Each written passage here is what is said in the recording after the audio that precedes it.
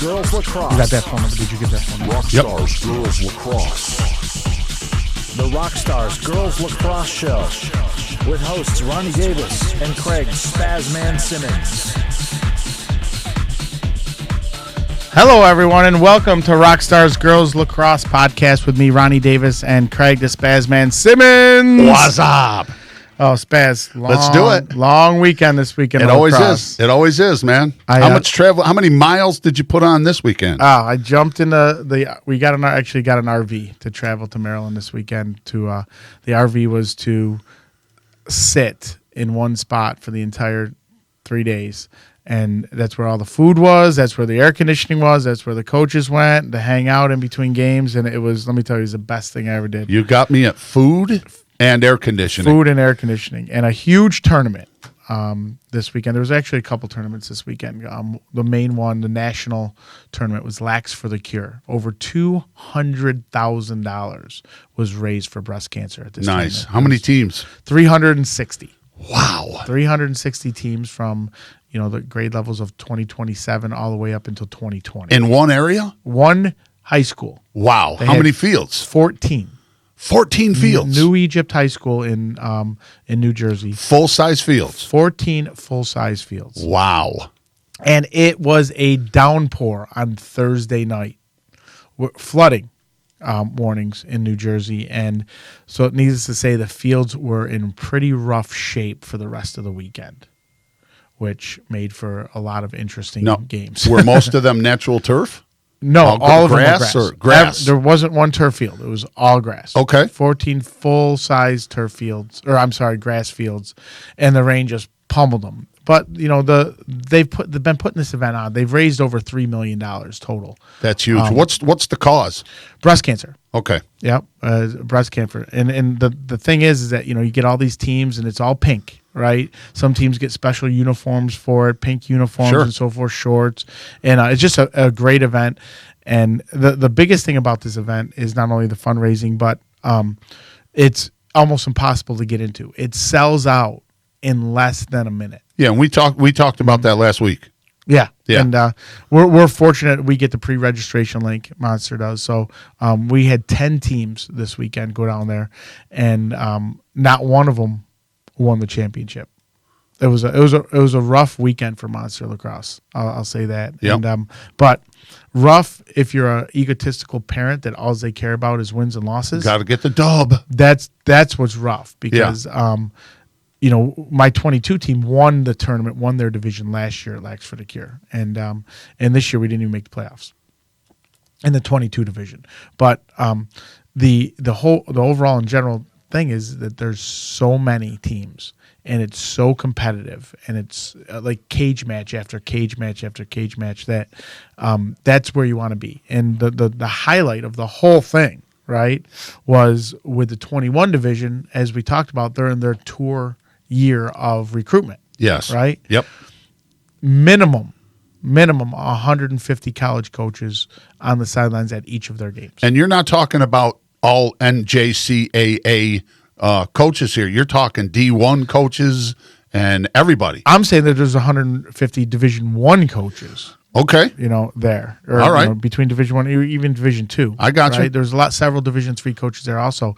But at every single one of the Monster 21 games, it was too deep. Where else are you going to get that opportunity for your kid to be in front of that many eyes at that level at the same time? Yeah, you're not. No, that's the goal of this tournament is to, when you're in your tour year, that's where you want to be. And it was just, Coach Chamberlain coaches the 2021 team. And he lost to the Yellow Jackets, who could be arguably the best 21 team in the country, 7-6 in their opening game. Regulation. Okay. 7-6. And then 21's then turned and lost to NEMS Lacrosse Club by a few goals in the next game. So it went from this incredibly high of playing Yellow Jackets to a 1-goal game, then losing to NEMS, then they won their following 2 games. But if you could have just seen the college coaches at the Yellow Jacket Monster game, it was like a buffet of college coaches. Excellent. Now, were you approached by a lot of coaches over the weekend? We had talked about that last week too. Yeah, well, what I do is, I don't coach the 21 team at all. I coach the 22s and I coach the 23s. I actually jumped on a lot of sidelines, but I stay away from the 21 team just because, for one, my daughter's on the team, so I don't want to get involved there. But for two, I'm able to go from coach to coach and talk to the coaches about, different players and kind of network like that. So it was great for me just to go up and down the sidelines. Every 2 steps, I'm talking to 1 or 2 coaches. So I want to walk it back, if I can, real quick to the fields. Yep. You said there were 14 of them. 14. New Egypt in New Jersey. Yep. Now, do they normally have that many fields, or did they just have the real estate to be able to mark off that many fields in that small of an area? Or, like I say, do they have that many fields already set up and ready to go at any time? No, I would probably say they have 11 or 12 fields for soccer and lacrosse and so forth. But you could tell we had to, one field was in the outside, of the baseball diamond. It was made into a field and so forth. So, they make it work. And like I said, to get 360 teams in, to get 4 games each plus playoffs is quite a feat for the people that run LAX for the Cure, and it's just such a demanding tournament that everyone wants to be there, because for one, it's for a great cause, and for two, that's where you're going to find all the top teams and all the best competition, and where you find the top teams, you're going to find the college coaches. That sounds like the place to be. How about officiating? They have any? Because no, I'm not asking you. I'm not asking you to comment on whether it was good or not. I'm saying not yet, but I'm asking, do they have a hard time getting officiating? Because that is one of the big deals going on now, is because of those, crazy parents. We've called them out. We've talked about it. We're having problems with getting officiating. And when you have that many games going on, did they have problems getting officiating? No, they have a ton of officials, because they're pulling off of Long Island, right in New Jersey. So they got Long Island and all the surrounding areas. Competent officiating. No, I didn't say that. So, which is your segue into? The officials, it's just a tough situation in general. I've really been looking at it the past couple of days. I know we're going to talk about it further with different rules and stuff. We have, a guest coming on that's going to be able to answer a lot of questions. But again, it's a simple fact. I had a referee tell me this weekend, I referee 4 sports, and you ask him procedurally about a rule, and he can't answer it. Now, again, I've talked about it before. A referee's in a tough situation, because if they make a call, right, he's going to make half the people happy and half the people mad. Oh, always. No doubt about it. No matter what you do. But they have to be better on the procedural stuff. And all they have to do in order to referee a game is pass a test. It's like passing your permit test driving. My daughter turned 16 last week, and she got her permit, right? Oh, boy. So she goes into DMV. My wife takes her in DMV, and she takes a test, and she passes it, right? Does that mean she knows how to drive? I mean, let's be honest. She knows what the signs are and things like that. But but I do hear you. Put her on a road. Main thing is you always, here's the disclaimer. You always, as a coach, want to approach the official in a respectful manner, and let's just throw that out there first. But if you do go to an official and you say, "Could I have some clarification on what that call was?" They have to know. Mm-hmm. And a lot of people say, "Oh, but it's travel, it's this, it's club." That doesn't matter. It doesn't matter. I even hold the volunteers to the same standards. You have to know the rule. Mm-hmm. You have to be able to clarify and justify what it is that rule was, or because some of them are subjective. Yeah. Plain and simple. Some of them we see things differently. A strike zone is supposed to be a certain size, and I can relate because I'm an official, a softball umpire. So that's how I relate what we're talking about official wise. But my strike zone is different than umpire A and umpire C.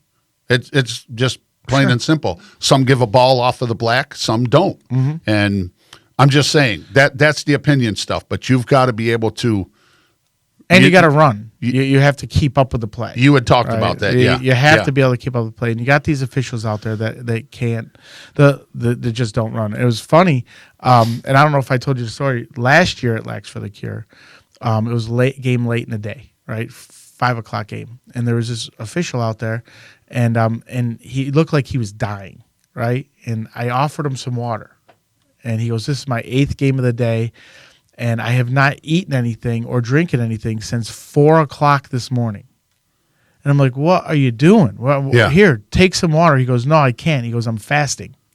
I go, you haven't eaten or drinking. It's 100 degrees out here since crazy. 4 o'clock this morning. This is your 8th game, and you expect to come out here and officiate a game, a high-level game like this.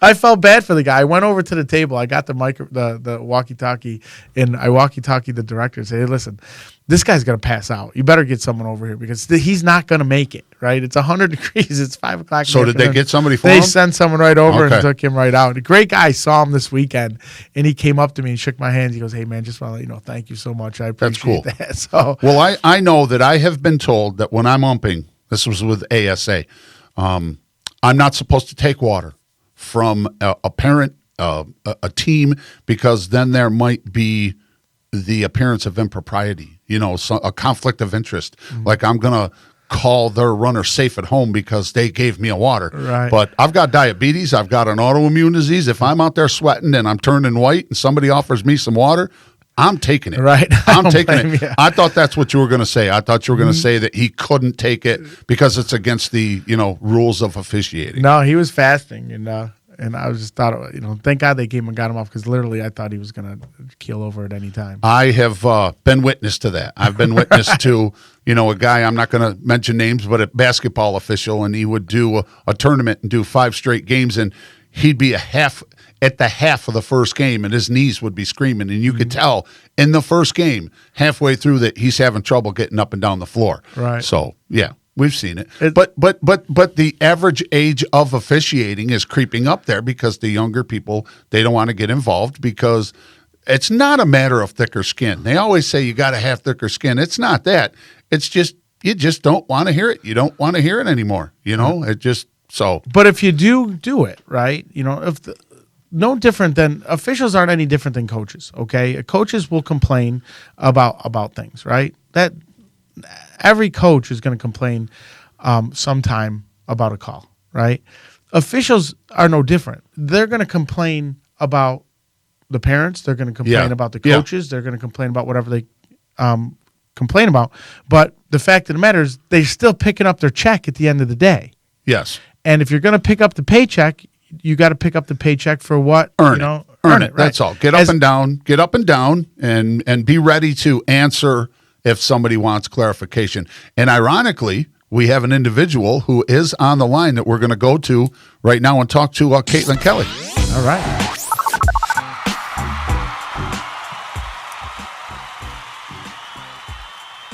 Caitlin Kelley, the Director of Women's Lacrosse Operations for US Lacrosse, which is the sanctioning body for lacrosse here in the United States, is on the line. Caitlin, are you there? Yes, sir. Well, good afternoon. Thank you very much for joining us. I am, as you may know, Craig Simmons, also known as the Spazman, and joining me is Ronnie Davis, head coach. He has been at the collegiate level now at high school. And again, thank you very much for joining us, especially knowing what we want to talk about, because I am sure that you have had a preponderance of feedback and input regarding this.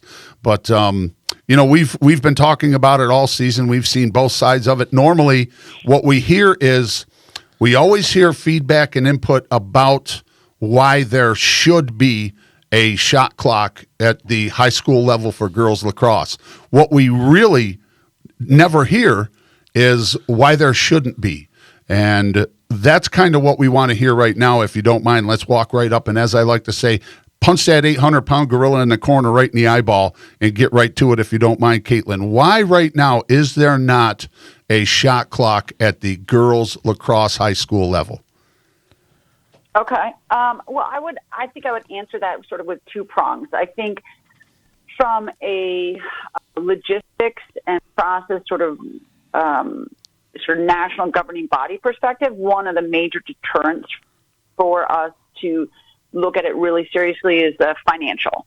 To mandate it, to put it in the rule book would require that everyone, I think we have close to 2,700 high schools that play sanctioned lacrosse between USL and the NFHS, like a sanctioned high school.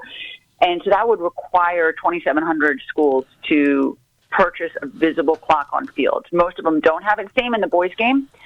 And so we always take on the rules committee side the expense very seriously. It may not be a barrier to some areas and to potentially some private schools, but you have some schools in growing areas where lacrosse is not that big, or they're not well-funded schools or well-funded programs. That would be a major deterrent for them to actually follow our rules. That would be the sort of logistical financial piece. I think that there are always people that are wary of change, that want to sort of maintain the integrity of the game. And we have to look at that and balance that against sort of growth of the game, the change of athleticism, the desire for pace of play. I think those are important. I would say as a coach, and your other guests may disagree with me, but I was a high school coach for a couple decades, and I actually love the stall as a teaching tool for high school athletes. I think it incentivizes coaches to teach fundamentals to their players. To, if you're running a stall and you're on offense and you have 7 people down, that means every one of your 7 players has to be a ball handler. Every one of your 7 players has to be able to go right-handed, left-handed. It allows a team to truly play as a team. Whereas, if you have a shot clock, you are able to get away with, or you're going to have teams where they just have 1 or 2 dominant offensive players, and they just are going to run and gun it. And so I like the stall as a potential for evening the playing field if you have a balanced team that has really good fundamentals versus a team with more of a run and gun offense. So from a integrity style of the game, I think that the drive to the shot clock, the drive to pace of play is maybe not the slam dunk that most people think it is. So I think we don't have that theoretical conversation as much because of the financial piece sort of blocking the conversation. Does that make sense? Yeah. So, Caitlin, my name is Ronnie Davis, and I actually had the pleasure of working with the US U19 team with Kelley Amani Hiller in the tryout phases of there. I was one of her evaluators and helped pick her team there for getting it down to the 38 players. So I had a wonderful experience down there at the US Lacrosse headquarters. So I just want to throw that out there to you. That's great.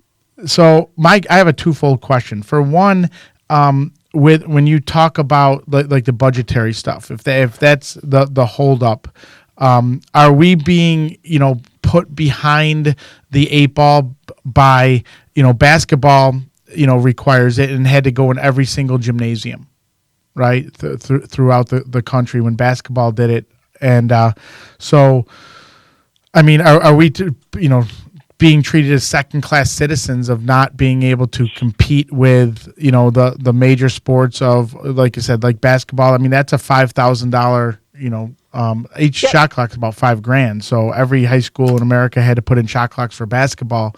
Why is it different for lacrosse? There are actually, supposedly there are, I was at the NFHS last week. I do believe there are actually some schools that still don't have that. That they've had to come up with sort of alternative ways of doing it. I get that, but what I say is, like, this isn't a gender issue. Boys lacrosse has the same issue, and we are looking at it. We have conversations at the rule level. We get submissions on this. Can we go to a handheld watch with officials? Can we do it that way? Can we have something on the table that they're just calling it out? I mean, those are all conversations that we've had. So I don't think we're saying that this is a second class sport. I don't think, basketball has been around for a long time. Their battle for a shot clock took a long time too. I think there's a real potential that we'll get there, but I think we're trying to look at avenues to make it not so cost prohibitive, because we have, especially on the women's game side versus the boys, we'll have areas where in states where they only have one official on the field. So if you have one official on the field and the clock isn't a visible clock, and it's a small clock being held by a student who's running the game clock from the table. So we have a lot of that logistical pieces that we haven't filled out yet. And so I don't look at it as a second-class citizen. I think it's a little bit that we're a little bit of a younger sport in terms of our presence in the NFHS high school sports system. So my question too is in terms of the difference of the game of college compared to high school. I mean, we're kind of teaching twofold. I mean, we have to reteach. I was a collegiate coach. Now I'm a high school coach, and it's definitely the teaching part of it. I'm a youth coach as well. So it seems like every phase we have to reteach and reteach. But if you looked at the past, like let's say NCAA tournament, right, on ESPN2, and there's 15 men's games compared to one women's game. And when I'm very aware of that fact. Yeah. And so when you constantly ask the questions to, the people at ESPN and everywhere, and they're just like, it's boring. It's boring if, those rules don't come into play. If I know you talked about the integrity of the game and kids got to go left-handed or right-handed, and it's a strategy with the stall, but let's be honest, it's a boring way to play lacrosse, and it's a boring sport to watch if that's involved. So, I've heard that, and I quite honestly, I don't give a lot of credibility to that because, I was actually just up at the ESPN Women's Summit last month, and I was listening to the alumni of the women's national team for soccer, and these people that say, "Oh, it's boring," There's soccer games with one goal scored in 90 minutes. So I think what people like to do, especially in lacrosse, because we have boys lacrosse and girls lacrosse, and they have the same name, but they're different games. And so we constantly are being compared to boys lacrosse, but we are literally different games. So I don't, if ESPN wants to tell me that it's boring, that's fine. You want me to watch 90 minutes of soccer on ESPN with one goal? So I don't buy that. I think that's an easy out. And I think people need to be called on that. Learn the game, get commentators in there that know the game, that can explain it better. Repeatedly, you will see commentators who do not come from a women's or a girls' lacrosse background, who do not, are calling it a face-off, things like that. So they're not bringing their best to the table. So, I take a little bit of an exception with that as a reason. I also, again, I think that people look to, right now we're in a society where pace of play seems to be like the buzzword, which is fine. We understand that. We understand that at the NCAA level, that they want to make the game, chunkable, palatable for TV viewing, and that TV viewing is incredibly important. Like, we want the game to be visible. Like, I'm completely on board with that. But at the high school and youth level, we have to look at safety first. So some of those pieces are in play, and I think people don't necessarily understand that in the rules and the discrepancy in the rules between the high school and the collegiate level. I do think that eventually there will be, there will be changes that will bring the high school game closer to the college game, but there's going to be some sort of lines in the sand also in terms of safety. I personally think that we will probably, we're going to continue to get the pace of play challenge. I don't know if it will be fixed or solved with a visible shot clock on the field mandated, but I do think there's a lot of creative submissions that come in and a lot of really thoughtful people on the rules committee. So I think that we will figure out a way to, like you said, limit whistles, increase pace of play, things like that. We want the game to be fun and easy to view. But I don't think that the shot clock is the cure-all that some people think it is. So we're talking with Kelley. She is the director of women's lacrosse for US Lacrosse, the sanctioning body here in the United States. We're talking about the shot clock at the girls' high school level. Now, Caitlin, I just want to say I do broadcast girls lacrosse and boys lacrosse. I try to avoid comparing the two, but as an educational tool, I do talk about the differences in the game, but not to try and say that one is or isn't better. And just, for information, I was doing a game that Coach Davis was involved with, and the other team went into stall mode for about 10 minutes, and I had about 200 listeners, and about halfway through that stall session, I lost 50% of my listeners. I was able to track that. So, it does matter. But obviously at the high school level, there isn't a financial component that we see in, let's say, D2, D1, college sports. But there's definitely the component of, I will say, not to beat a dead horse, but like St. John Fisher College over the weekend at the boys' game, the stands are packed, but the girls' game, about half of it. And I think the pace of play has something to do with that. Let me ask you this.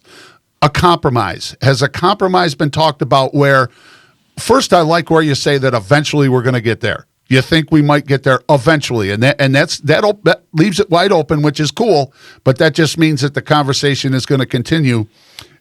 Can you compromise? Has there been talk about, all right, we can't bring in the 24, or the shot clock, I should say, 24 is basketball, the NBA, but we can mandate that on an attempted clear, they have a certain amount of time so the goalie can't camp, at the 25-yard line for, let's say, 4 minutes while everybody's marked up and running around. Has that been in discussion and compromise? Has that compromise been approached? Well, so one of the things that we do, we at the rule committee meeting, we review the submitted proposals. I will say that specific proposal has never been submitted, but what we've done in the past is we'll look at like a shot clock proposal and say, okay, we can't go there right now because of the financials, but let's, for example, survey next year some alternatives that we come up with as a group. So some of the things that we've discussed, and we'll survey before our next rules meeting, are potentially like, could you have an official have a stopwatch on the clear, going across the restraining line, something like that. Should we look at the concept of in and out over the restraining line? Like once you're in once you're in the offensive end, can you maybe not go out? Like things like that, or you do something like that in the last 4 minutes of the game. Those ideas have been discussed and brought to the table. They've never come up as a formal proposal. And so part of my job is during the, now that we're out of our rulemaking sessions of June, is to sort of get information, get ideas from people like you. And then if they don't come in as a formal proposal, then I put them in as a proposal next spring, so that we bring them to the table. We take survey results. We kind of get an idea of, like, we know, as what you guys are saying, we know everyone is frustrated with pace of play. Everyone is frustrated with stall and whistle. And we want to come up with a solution. It's just, what can we make work? So any creative ideas that come in there, and those are some of the ideas that we're looking at. I think, again, the concern is it would probably put a burden on officials in the game. And we do have areas in the country that have, there's some areas where you have 3 officials in the game, and there are some areas where you have 1. And so while we want our rules to not hinder the growth of the game and the athleticism of our student athletes, we also sort of sometimes have to balance, like, hey, if we have a game, really out there where the only one official, can they manage these rules? So it's a little bit of a balancing act. So one question, the short answer is yes. These are the things we're thinking about for sure. So two quick questions on this one. One, I was involved in my team played in the state semifinals against Eastport South Manor a couple weeks ago, and one of the, there's a girl named Casey Choma had the ball. Casey's going to Notre Dame, and it was a 4-4 tie with 6 minutes left in the game. And Casey Choma had the ball, and we definitely didn't want the ball in her stick. My defender stepped in the goal crease on purpose.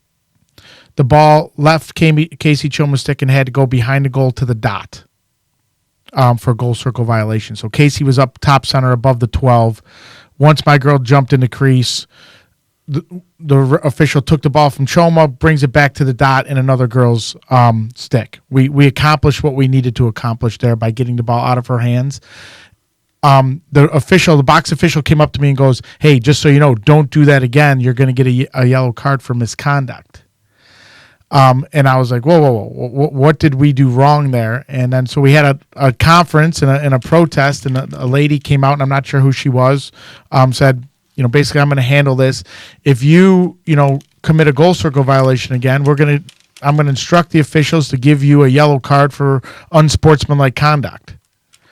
And I was just like, oh, okay, and we turned and we lost the game by a couple. But you guys write the rules. And in basketball, people foul and people come up with strategy based on the rules of the game, the rules that are supplied for them. And nowhere in a rule book could I find the fact that I cannot commit a goal circle violation on purpose in order to change the position of the ball. Why is it different in women's girls lacrosse than it is in basketball or football or anything else? Why are the rules? Why aren't you allowed to create strategy based on the rules that you guys have written? Why is it there's so much subjectivity to it? Well, I think that there's subjectivity in most officiating. It depends on where it is. I agree there is definitely, we do expect officials to have judgment calls in certain situations. The yellow card misconduct there is for repetitive intentional fouls. So it's not about the goal circle violation itself. It's about a repetitive intentional foul. And that's done in part for safety reasons. Because you don't want someone jumping to the shooting space 3 times, intentionally to stop that call. What I will acknowledge, which I think is a really important point of what you're saying, is it's very important to us that our rules, as best as we can while balancing safety, don't stifle innovation. I'm a coach too. I think that was actually pretty darn creative of you. If I'd been on the other sideline, I've been like, okay, I give them that. That's creative. I like innovation. I like strategy. And so it's not intentional. We're not trying to, we'd like officiating to be consistent across the country. We'd like every official to make the same call in the same situation, but there are judgment pieces. There's a gray area in the women's game, whether it's the sphere, or whether or not a check is dangerous or not dangerous. There is a lot of gray area. And so part of that gray area is just the sort of comes out of the very nature of the game, and part of the gray area comes out of safety, I think. But I completely agree with you that innovation is important to keeping the game exciting and to keep the game growing and evolving. I think everyone on the rules committee would like that. But at the high school and youth level, we still have that mandate for safety. Gotcha. The one thing I would throw in here, which you guys may or may not get, but in my role here at US Lacrosse, I am constantly inundated by safety issues, by concerns about safety. Why are we not just playing boys lacrosse? Why are we not wearing equipment? Why are we not? So those are, especially from areas that are new to the game, who don't understand the difference. They want girls all on equipment. And so a lot of our decisions right now are safety first, because, we want to preserve the game to a certain extent the way it is out of equipment. And so if that comes at times a little bit to the cost of innovation, I can understand your frustration with that, but understand it's not doing it to really stifle innovation. It's really done to sort of preserve the game. Gotcha. And on the financial part, as you know, of course, to get shot clocks in every school, I've just added up 2,700 schools is $13.5 million. What if we started a campaign and raised that money?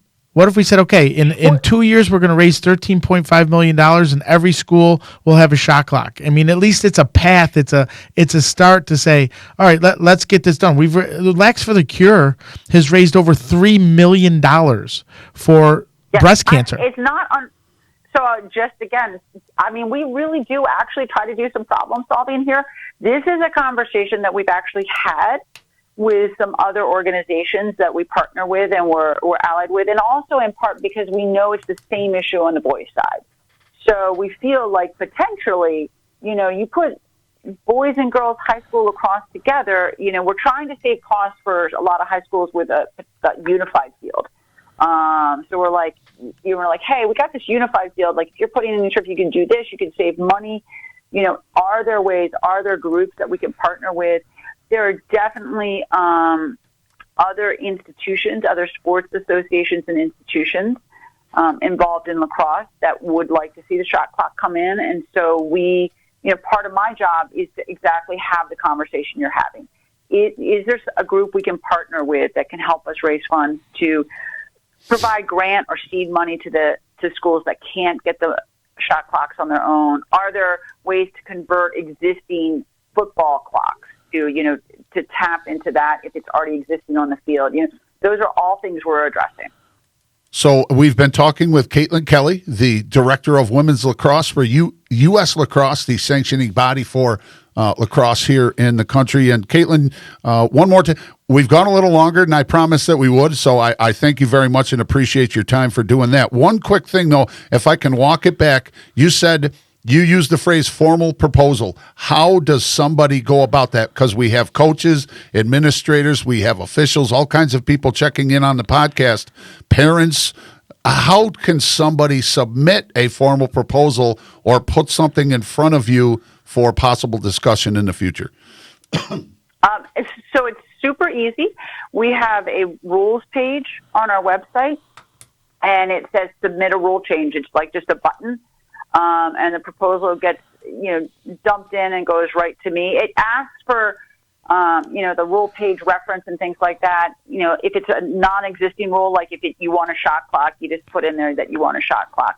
I also can be reached at Kelley, Kelley at uslacrosse.org. And I'm the one that collates all the proposals. Now, that being said, all 500 people or whatever that were at that game, they don't all have to submit a proposal because it's not a quantity thing. If I get 500 proposals for a shot clock, that doesn't make a difference for one proposal. So well, I do have 500 proposals. I do have a petition out there for the shot clock. It's up to a couple hundred right now, right. So I will be submitting that to you. No question about that. But the US Lacrosse website is uslacrosse.org.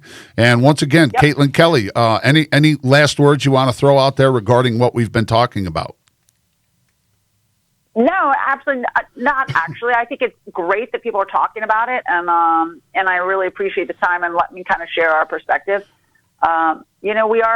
We are thoughtful and intentional, and we love the innovation. So we're not just sort of sitting up here going, no, we don't want this. We really are trying to do it in a fair, equitable way without holding the game back. Well, we thank you very much for joining us once again, Caitlin Kelley from US Lacrosse. Thank you. Sorry we ran a little longer, but that just gave us a little more time to disseminate some information. And once again, thanks for joining us. Caitlin, thank you. All right. Thank you guys both very much. You got it. All right, we'll be in touch. See ya. Bye. There you go, brother. If you want to find something, you go to the top. That's right. You skip all over the other stuff and go right to the top dog. Yeah, I think there needs to be more committees of, as she talked about, what she said was, all the former alumni, right, of that have played lacrosse and the people who are, making these decisions and so forth. She said her opinion is she likes the stall. Well, that's what right? I was waiting for you to get done, but that's where I'm at. I'm a wordsmith. I'm a word guy. And I think she might get herself in a little bit of hot water there by saying, I like the stall, so then people might infer, it's just because she likes it is the reason it's not going to get changed, which may or may not be the truth. I'm just simply, and you touched on it, so we both were thinking the same way. That's the first thing I thought. But there's in their mindset, you look at it black and white. There's really no way to grow this game faster and further. I mean, it will grow over time because obviously more kids are playing and it is spreading. Yeah. But I don't think a shot clock is going to risk kids' safety. I don't either. And one thing that I take a little issue with is we keep saying that the boys don't have a shot clock. They don't have a shot clock, but they have a certain amount. They have a time limit to get a clear. And by the way, at the high school level, a clear isn't midfield. It's into the box. The restraining line. They have to get it into the offensive box. That's when it's a clear. Mm-hmm. Okay, so they have a certain amount of time to get it into the clear, and then they have a certain amount of time before the referees finally give the stall signal. So they do have the stall warning. So they are timed. It isn't quote-unquote a shot clock, but they are timed. So to try and use the two as a comparative narrative, it's not applicable in my opinion. And she said it's much different than the men's game or the boys' game, which I agree, and they don't want it to be. Absolutely. Absolutely. Like the boys' game. And I get that. Yeah. However, there are some crossing comparisons. Sure. She, like baseball and softball. Right. They're different, but she mentioned that, a lot of people are still calling the draw a face-off. I've done it a couple times. Can we be honest? What's the difference? Well, who cares? A face-off and a draw is no different. Tradition. Right? It's tradition. It's the girls saying, "Hey, we're the girls' game, and we don't want to wear helmets." Some and we say don't tomato, face off. some say tomato. Does it really matter? Yeah. Right. The other thing she said is a goal circle compared to a crease. And in the boys' game, it's a crease, and the girls' game is a goal circle. Does it matter? I don't think so. Again, the semantical aspect of it. Is that a word? It is now. It's a spazonym, semantical. Right. So if we take all those, things out and just move them off to the side, like who cares about it? I would agree with that. Those are the like I said, the traditional things that really don't come into play. All I know is, like I said, in that Brighton game, all right, when they went into stall, I lost half my listeners. Mm-hmm. Okay, and then they ended up coming back, just to check in, and then when they found out it's still the same it was. When I go to St. John Fisher College for a weekend, the boys' game's absolutely packed. You can't find a seat. For the girls, not as much. And again, I am a staunch proponent for the girls' game. Nobody can say, Spazman, you don't support the girl. You're crazy. That's ridiculous. I give a voice to the girls' game. And she also referenced US soccer, right? Yeah. I mean, to be honest with you, it's not a great comparison at all. Well, in my opinion, that's a subjective justification. That I don't think the two really we are conditioned to think for a game to be good, it has to be high scoring and offensive. And I'm a defensive guy. And that's a whole nother conversation. But you are right. That was that. We would call that a stretch, right? I mean, this is to be diplomatic. Well, because she's like, well, they're on national TV. Yeah. They certainly are on national TV. Sure, because you have a whole world watching. In Sweden and Norway and Germany and England. Yep. That's their whole world. Lacrosse is getting bigger and bigger in the United States, so people want action. People want to be able to watch it on TV. Right. I mean, in my house, we watch when women's lacrosse is on TV. We watch it. I do too. I watch it, but I also watch it as much to listen to the broadcasters, to the play-by-play guys, and some of the stuff I pick up, and some I ask my wife. I say, "Am I please tell me I'm better than that." But and 99% of the time she says yes. But yeah, the using the whole two, that was like I said, that was a little bit of a stretch, but. It was really cool that we had an opportunity to talk to her. She was great. She answered the questions, and I understand. I get where she's coming from, and but I just think that there's no reason why we can't. I think you need to start a GoFundMe. I don't know how to do it. Do you know how to do the GoFundMe? Oh, I do. Why don't we start a GoFundMe for shot clocks in girls lacrosse? We have to raise $13.5 million, and every high school will get a shot clock. I like it. I'm down with it. So you're going to start that today. Do I get a cut? I don't know how that works, but dude, $13.5 million. $13.5 million. It is a lot of scratch, but you know what? I just added up, there's 2,700 teams times 20 kids on a team, right? That's a lot of players playing lacrosse. She said that she was, and again, a disclaimer: we appreciate her taking the time. I told her we'd take 10 minutes. Right. We took about a half an hour, but it was riveting. It was informative, and I can't. What point was I making? I just got derailed, sure. Ronnie. Move on. Right. I just got completely derailed. Let's go on to right in public air. Follow up on this weekend and how There was a local tournament in town. I think Relentless Hustle played. I don't have the scores. They don't post the scores. Is that the one that the guy wanted me to climb up on the scaffolding to? It might have been to do the video. to do the videoing. But back to Lax for the Cure. Like I said, Lax for the Cure raised $3 million for breast cancer. That's awesome. We should be able to raise $13.5 million for that. But I thought about it. She had mentioned that people are afraid of change. Okay. And I think in this situation, it's not that people are afraid of change. People are afraid to voice their opinion because they've been conditioned to think that they're going to get some kind of blowback or retribution if they say something.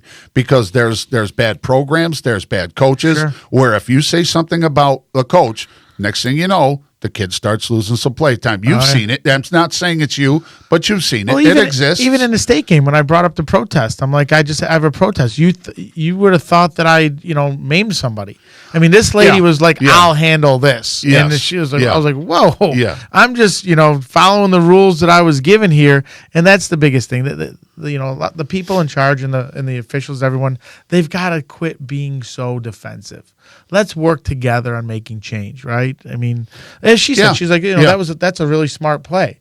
But then one of her officials is telling me that they're going to card me for misconduct. So, but this weekend, my Monster 2020 team, we went, they went 2-2. They've never won LAX for the Cure Championship. Like I said, only one team in Monster is this in Maryland too? This was in New Jersey. That's right, New Jersey. You said New Egypt. And, my bad.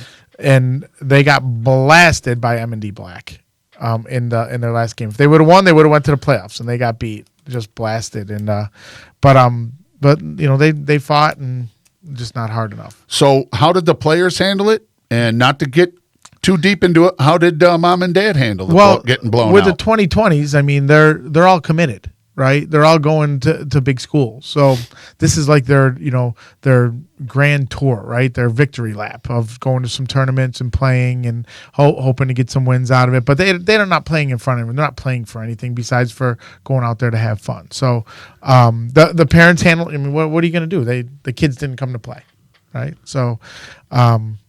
The parents, they spent some money to go down there, but that's part of the experience, right? It is. The highlight of the weekend, right, which is we'll get to my top 5 at 5, but our 24 Monster team went 0-3, right? They played Skywalkers, they played Yellow Jackets, they played some really good teams, and they were very unsuccessful. Current 7th graders, just graduated 7th, going to be 8th graders next year, right? 0-3 down there in the death bracket. I think I told you a couple weeks before we were in NGLL, right? The National Girls Lacrosse League, right? Championships, and they ran the table, and then they get to the championship game against M&D Black, and they lost 13-0. Ouch! They didn't even get a shot on goal. That's how bad it was. I mean, this team was just you thought they all drove to the field in 7th grade, right? My 24s beat them this weekend. Nice. 4th game, they beat them. After losing 13-0, by what was the score? 6-5. 6-5. 6-5 game. Regulation? Regulation. Okay. Yeah. They came back and won, and you would have thought my 24s won the Super Bowl. Nice. Now, how much time was left when they scored the winning goal? They were actually up the whole time. They never trailed. Oh, they never trailed. No, they were up the whole time. And, so then how close was it to the end when the other team scored their 5th goal? So Monster was up by 2, and we lost the ball, and they came down and scored. And the last probably minute and a half was no score, just going back and forth. Okay. And the horn blew, and crunch like time. I said, you would have thought that these little 24s won a Super Bowl. That's because cool. They just went bananas. 24s what? 8th grade? 7th. 7th Grade, going in 8th grade next year. And but it just goes to show you any given day, right? With these teams, you have to play the game. But to be in that tournament, to be in those divisions, to play against those top teams is, I think, the most important thing. And now they know that they can compete after getting their butts kicked 13-0 2 weeks prior. They know they can compete now, and the confidence level of 7th graders going down there and doing that is just huge. It is. Now that's your team. You're the coach of that team. No, I don't coach that team. Okay, Craig Chamberlain coaches that team. Okay. Yeah, so Craig coaches the 24s and the 21s. Well, he's had a couple W's in his lifetime. Yeah, absolutely. He's he's great. Motivating these kids and even the 21s, he wasn't happy about losing the NEMS. But, when you got a game that's competitive at the 21 level with 150 college coaches watching, that's all you want it to be is competitive. The college coaches don't care what the score is. Yeah, and you approached that, alluded to that last week when we were talking about it. So, all the emails and texts that are coming in today about kids, big schools, big schools with big scholarships and big opportunities are interested in the monster kids just because the way they play and the way they've been taught and the divisions that they're put in each week. Mm-hmm. So I just think that's huge for Rochester lacrosse in general to be in that conversation with those teams. Absolutely. And so going forward, there's a few tournaments left, right? And then come September 1st, all the 21s are going to have to make some decisions. Now they got from September 1st, mind you, then they're going to go to 3 tournaments in November as well. So from now until just before Thanksgiving is the tour, right? Now, where are those tournaments going to be? November. You hear November, it's going to be cold. Where are those? They're down south, right? Okay. Maryland, New Jersey. Well, that's not very south. No, but in November at least it's it's a little warmer down there. Sure. But that's where all the college coaches are going to be, and that's where that's what we're planning on with even our younger teams. That's what we plan for. That's what we practice and train for, is to get ready for your tour. Mm-hmm. And Abby Herod this weekend, right? Her team didn't, they didn't do so well, and I coached them, right? And I hate to lose, right? Oh yeah. But the big picture is that they were 1-goal games, and they're getting ready for their tour that starts in November. And you know how much we love Abby. And Abby was a stud out there. Abby's going to be a top 5 kid. She might be the best player, close to it. We ran into another kid that's equal to her at with M&D Black. Definitely one of the top freshmen, no question about it. Mm-hmm. I mean, you want to talk about overall player, but definitely, she'll be a sophomore, but right, definitely one of the top freshmen. So in Section 5, we talked about the teams that are losing players, right? Mm-hmm. Let's talk about the teams that got players coming back. Pittsford, right? We got the Sampone twins coming back, Kira Lucy coming back, Sensible, the goalie's freshman, coming right? back. Yeah, Abby Hopfinger, Sophie Brown, a lot of kids, coming back for Pittsburgh. So I think you got a lot of kids coming back for Rush Henrietta. I was going to say, I know Davis is coming back. Raya Davis is coming back. Yeah. Again, we've talked about her. I like watching her play. Yeah, the lefty. Courtney Rowe is going to be healthy. Maddie Schmitz is going to have another year under her belt. So Rush Henrietta, I think we talked about, Craig was giving me crap about it a couple times, that they're not going to be good next year. Rush Henrietta is going to be very good next year. They have a lot of good kids coming back. So I think you're going to see a battle. The question is, does Penfield go back to A? Now, have they made the move, or they're talking about it? I thought you had said it's already a done deal. I thought it was, but those are rumors, right? Okay. Do they go back to A? And then what did Fairport gain? Right, they got Morgan Schwab, the All-American, back. They got Emma Monti, who's going to Virginia Tech, back. Kate Marfiotti's back. They got some kids back. The question is, are they going to be able to put it together to compete against? And is their coaching solid? Because they've had problems with coaching over there. Is their coaching solid? I mean, are they good to go for a while? In my opinion, they are. They got Mara Karp, who got her first year under her belt, but and she did great with the kids. Bought into her, and they like her, and that's half the battle, as you know. Absolutely. And but then they got Liz Monti back as well, who's a world team player, and Bill Mahar, who has won several national championships in his career. So their coaching staff is solid. Okay. I don't see a lot of movement in coaches in Section 5 this year, from what I've seen. Until the shot clock comes in, then we'll see some. Don't walk us back to that, man. But in Class B, like I said, if Penfield goes to A, in Class B, Mercy is going to be really strong. They got all those kids back. Yeah.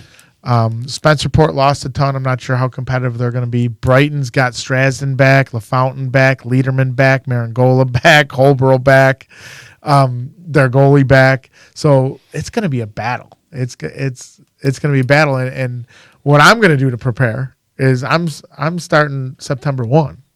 Indoor, Indoor. I was Box going to say, lacrosse, now when box you lacrosse. say you're starting, what are you talking about? What can you do? I got to start mid-April February with Canandaigua, right? Mm-hmm. And we got a lot done, but we got a lot of work to do, right? Oh yeah, and to come back. Yeah, but look what you have to work with. Oh, I'm so excited. You're losing some senior leadership, and Emma and Kenzie, and obviously Clancy, and but you've got a lot coming, and the JV, they've been doing well as well. Yeah, they did well, and I'm excited. So you're saying that Ronnie Davis will be back next season? I'm saying that Ronnie Davis is going to be back in Canandaigua for another season. Yeah. Okay. And I'm saying that I couldn't be happier. Okay. I mean, I'm so excited to. Okay. It was funny. I went up to a group of the girls and just said, "Hey, girls, just by I know there was a rumor out there, but I'm coming back," and they were just. They Good. just let out yelps. They Good. were so happy. So. Absolutely. Well, I'll be there. Right. I did 20 of your 21 games this year. Right. I missed the first one. I missed the Scanny Atlas game. I got to apologize to you. About because what? I saw a tweet or something go out about the banquet, the boys' banquet that you went to. And yes, I don't handle our banquet, but I was not even paying attention. I didn't even know you had one. I'm sorry that you did not get an invite to that. I appreciate that. I'm I going appreciate to- that. That was not a shot saying, "Hey, screw you, girls." No, I know. program. I thought about it. I'm like, Jesus Christ, Spazman wasn't even at the banquet. He probably didn't even know. No, And I didn't. the funny thing is, Neiman told me about the banquet 3 days before it. Let's blame Nemo, because anytime I don't know something, it's Nemo's fault for not telling me. Right. So Nemo, it's your fault, Nemo. Nemo's fault. It's all good. Blame it on Nemo. It's all good, man. Ride or die. You make me feel like part of the family. Oh, you definitely are. Some teams, some programs get it. Some just don't. Right. And right now, I'm all in on the lacrosse. I did 40 lacrosse games this year between your 36 between you and Canandaigua. Mm-hmm. I did 36, I think, of 40, and then I did. I think I did 2 or 3 Palmac and then 1 Pittsburgh. Right. So.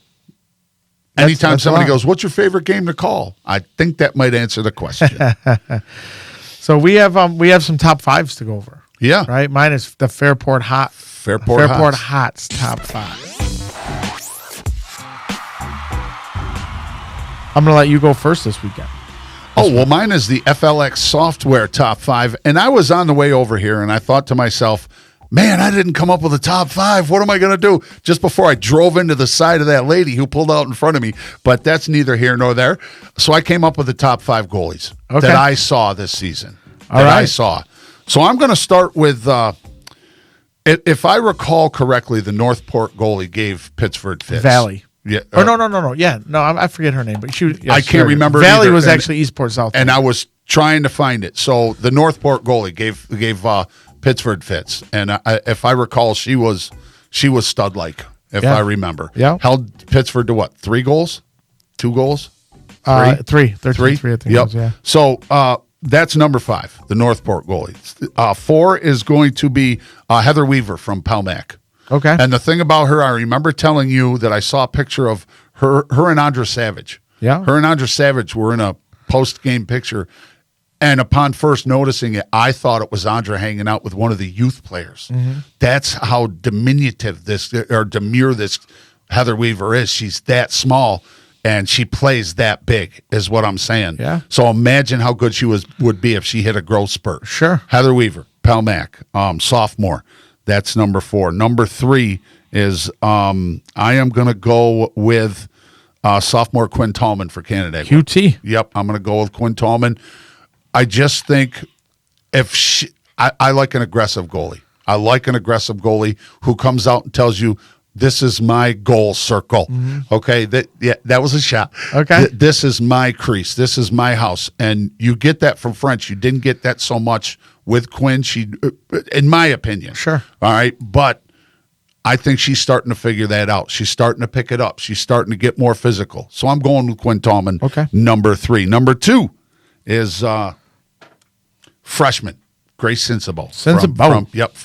From Pittsburgh. Okay. She's good. Yeah. What else can you say? And she's going to be around for the next 3 years. Yeah. She's not going anywhere. They seem to have a really good grasp on goalies over there in Pittsburgh. Well, actually, I'm going to disagree with you on the grasp on the goalies, okay? Because clearly, I have been very I got you. involved Well, I in only say Pittsburgh. that because Michelle Messenger. Yeah. And then now it took her a while. She started out, she had to. There's been no bigger surprise than Grace Sensible for this year, right? And has done a fabulous job. Then there's an 8th grader, Alden Dursarak, right? You've mentioned that. That's gonna be coming up too. That's gonna push Grace Sensible, to get better. Okay. But underneath that, Pittsburgh's got no goalies. Okay. Zilch. See, I didn't know that. Yeah. That's not information Zilch. that I would be privy to. So that's definitely a priority from the Pittsburgh youth and so forth is to start getting. Is that something you can do as the monster proprietor? We're working on it. Okay. We're working on to try to find those goalies, but you're going to see a goalie battle for the next 3 years. Okay. Right? But underneath that, Pittsburgh's going to have to find a goalie. Let's see if you can pick off my number one. Guess who my number one is. I like to do this. See if you can guess who my number one is. Concordia? Nope. No? Nope. Not even Section 5. Don't know. Section 3. Oh. Paige Crandall. Paige Crandall. From South Jefferson. Okay. I love the way she plays. She is the quintessential example of what I want to see in a goalie. She's always active. She doesn't just camp on the goal line and just, tink the crossbars right. and wait for something to happen. She creates things. She's always got a stick up in the passing lane. She comes out of the crease and, how do I say this without getting myself in trouble? She's a big girl. She's stout. She's my goalie for the whole Haudenosaunee U19 team. But she's fast. Yeah. She is her foot speed belies what you would think when you're looking at her. So Paige Crandall of South Jeff is my number one goalie that I have seen thus far this year. And I don't think you can argue that. I mean, she you was can. Good. But I mean, I'm a little more, integral and seeing the goalies a little more. There are 2 goalies that, obviously Jordan Concordia in my mind is the best goalie in Section 5. Yeah. She is. But there's another goalie. I knew I was forgetting one. Yeah, there's another goalie in Section 5 that Lexi Martell too. I mean, and Lexi Martell plays for Greece. And she had a girl, a senior that was ahead of her, so sometimes she actually had to play the field. But in the last 2 weekends, right, Lexi Martell's stock of a goalie has shot through the roof. I remember you talking about that last week. Somebody, right. Yes. So I remember that. So Concordia is going to Syracuse already, right? Martell's stock went through the roof. She's on fire right now. And then I agree with Quinn Tallman. QT, those 3 goalies in my mind are the best goalies around. And I don't want to I don't know if I'm breaking any rules by talking about this or whatever. She played hurt. She played hurt a lot. Who, Q? Yeah. Yeah, she played hurt a lot. Yeah. I'm not going to get in. She had some lower appendage issues, but that didn't keep her from 1, wanting to play, and 2, playing the way you're supposed to play. She still ran. She still moved. She still moved laterally, and you couldn't tell, really, that she was playing in the kind of pain that she was in. Right. So that is a testament to her as an individual. And I know I told you before how much she just loved being a part of that team. And that's a culture that you created. Yeah. So, and I'm proud to say that I have Jordan Concordia under my wing. I have Lexi Martell under my umbrella, and I have Quinn Tallman. So I am loaded with goalies that are very good goalies, and I couldn't be prouder of them. That's cool. I mean, they can play. So what's your Fairport Hots top 10 or 5? Mine's a little combination of some comeback players, some in some plays. Okay. I'm going to start with number 5 of just the way the Monster 26 team went down and competed. They're only in 4th grade, right? And they went down this weekend, and I think they went 3-1. But played against the top teams. All these teams have already played 30, 40 games, right? They play in a different league. So my Monster 26 team went down there and they competed. So they're my number 5 this week. I'm just so proud of them. Cool. As well. I got to coach, the 25 team. I got to coach the 23 team. I got to coach the 22 team. I think all teams have work to do, right?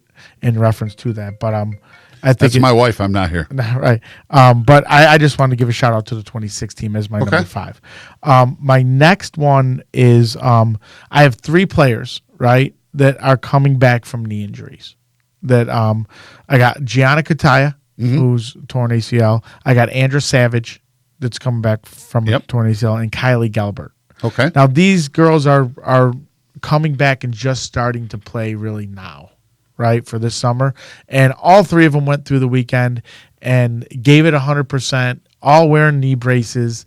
And those 3 really showed, you get hit with some punches during your life, right? And those 3 have come back. They've come back from knee injuries, and they're out there playing at the highest level. And I give them they're my number 4 this week. Those 3. I was calling that game where Savage blew the knee out, and I felt the importance of what had just happened. I mean, they survived. They went on without her, but you could feel it. The air went right out of the place. Right. Anyway. And look at the pressure they're under. Like this weekend, Andrew's committed to Towson. Her Towson coaches were there this weekend watching her. Kataya is committed to Penn State. Her Penn State coaches were there watching this weekend. And poor Kylie Gelbert, she's got 150 college coaches, watching, evaluating her on her, comeback knee. Right. So for her to go out there and get through that pressure and play like she did just speaks wonders for those kids. Absolutely. My number 3. Okay, and I have to give this to, one of my coaches is Ryan Madigan. He coached the 2023 white team, which is our less competitive team. In the last 2 weeks, he's been going through, and he's got that 23 white team playing to the best of their abilities, and he's really doing a great job with them, because there's always the pressure of, I want to play purple, I want to play white, right? Purple's the more competitive team. And he's got those kids, believing in themselves now. And, come time for their tour, they're going to be really successful out there. So there's my number 3. Okay. All the college coaches watching this weekend, right? With the 21 group. I got to give this week Caroline Murphy. Right, the Murph dog, right, from Mercy. I thought that she really showed her athleticism in between the 30s. Probably didn't score 100 goals. She scored some goals, but I thought Caroline Murphy definitely showed a lot of athleticism this weekend that a lot of college coaches took notice on. So there's my number 2, and then my number 1. I'm going back to Lexi Martell. Okay, she's my number 1 player this week by far.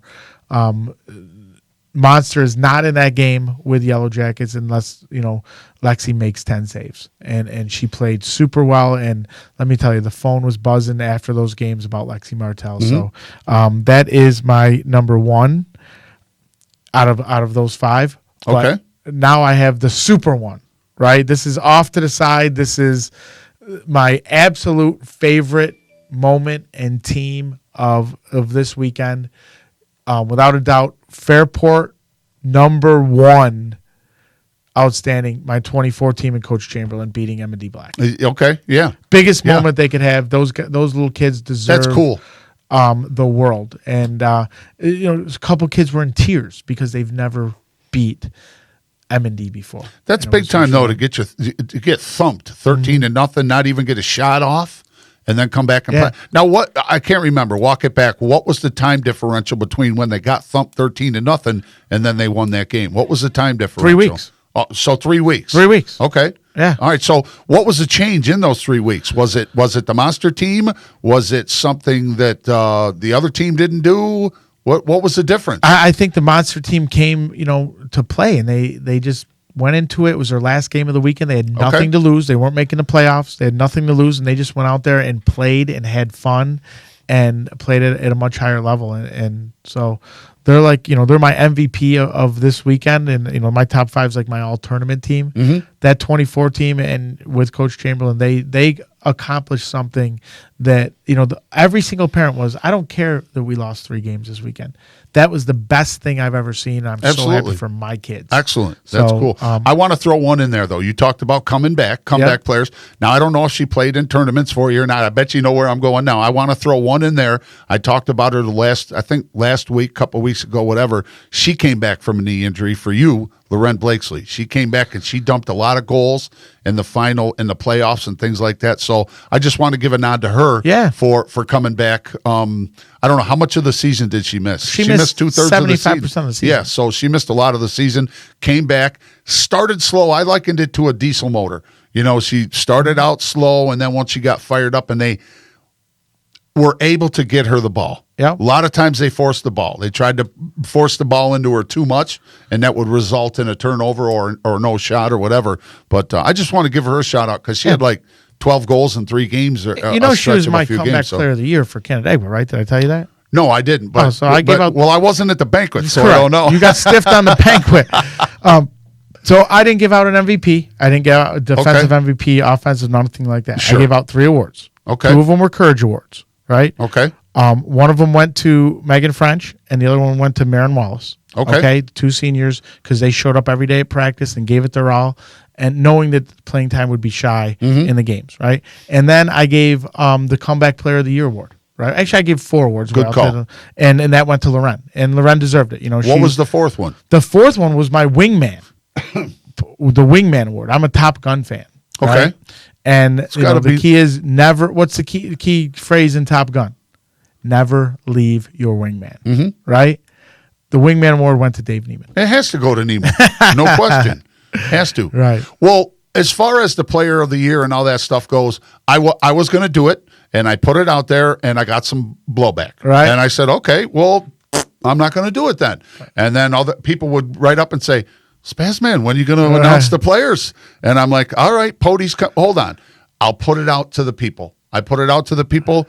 80% of the respondents said, name the Podies. Right. So I did for both the boys and the girls. Gotcha.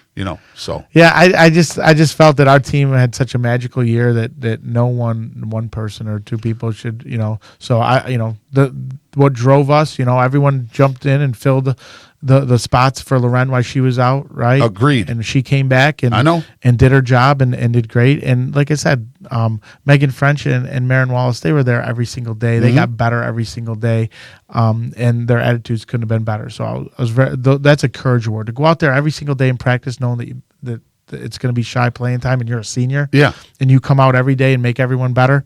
That's my award. So. Very nice. All right. Awesome. All right. Well, we are done for this week, and thank you for everyone for tuning in to the Rockstars Girls LAX podcast. We are going to start a GoFundMe, right, Spaz? We want a shot clock for every high school in America. Yeah, wouldn't it be great if we raised $13.5 million and got everyone a shot clock? We'd be heroes. That put her on the spot, too, man. And I'm like, I told her I wouldn't put her on the spot. Right. We would be heroes. And Ronnie does it a couple times, man. All right, now that I gotcha. Right. We would be heroes. Yeah. So thanks again for tuning in. We'll see you guys next Monday at noon, and be safe. Have a great week. RockstarsGLAX@gmail.com. Yeah, you got it, Spaz. We get questions, we'll open the mailbag. Email us. Right on. Rockstars Girls Lacrosse. Rockstars Girls Lacrosse. The Rockstars Girls Lacrosse Show with hosts Ronnie Davis and Craig Spazman Simmons.